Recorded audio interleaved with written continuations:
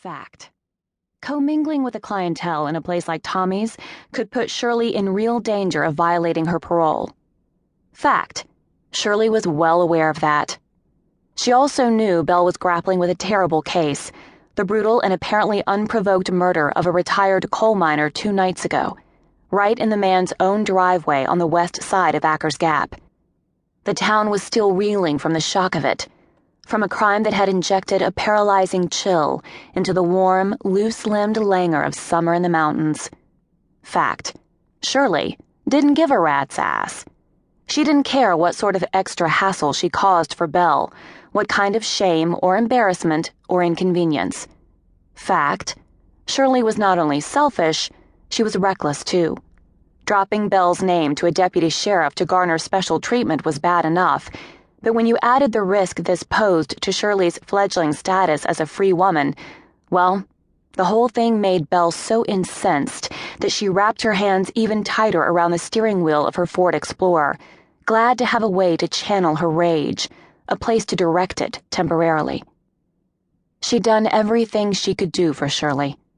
In the 3 months since her sister's return, Bell had given her a place to stay, bought her clothes, tolerated her smoking, and she'd stayed out of her hair, letting Shirley make her own decisions. And by decisions, Bell meant mistakes. The 2 words had become synonymous in her mind when it came to Shirley. There'd been trouble from the start.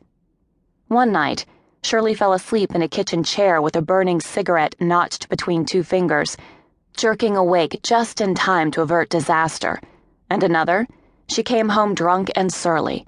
And when Bell tried to guide the weeping woman to a bed, Shirley shook off the helping hand, and the foul word that fell out of her mouth made Bell shudder in shock, as if Shirley had coughed up a toad or a spider.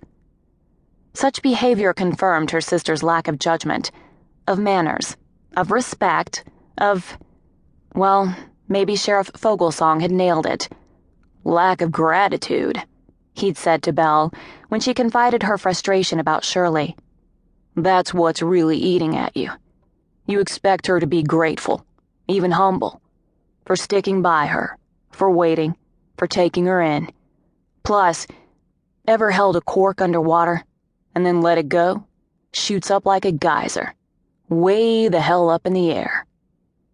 The sheriff, Bell quickly decided, had a point. Ever get tired, she had countered, of being right all the damn time? His reply, "Oh, I'm wrong on purpose every now and again, just to keep things interesting."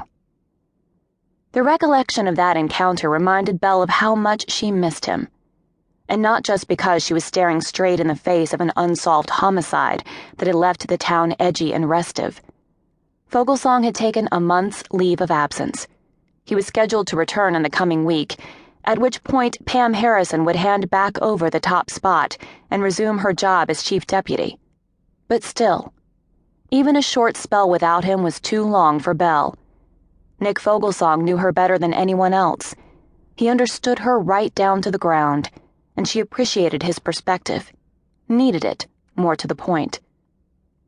Shirley, he'd gently remind Bell when her irritation got in the way of sound thinking, was a 46-year-old woman who'd never had a chance to be young. She'd been in prison for 3 decades, and in that bleak and tightly regulated place, every step was monitored, every spontaneous impulse blocked. So Bell had cut her some slack, backed off, held her tongue. But tonight, an entirely new threshold had been crossed. This was the first time Shirley had stayed away for several days running, or used Bell's name in a scrape with the law. This was disturbingly fresh territory. And it came at a time when Bell ought to be focusing on public safety in general, not a misbehaving sister in particular. If Shirley was caught up in a sweep at Tommy's, the bar's proprietor, Tommy Lesore, was himself a convicted felon, having served 4.5 years on a narcotics charge. Her parole could be revoked. "Hey, pretty lady."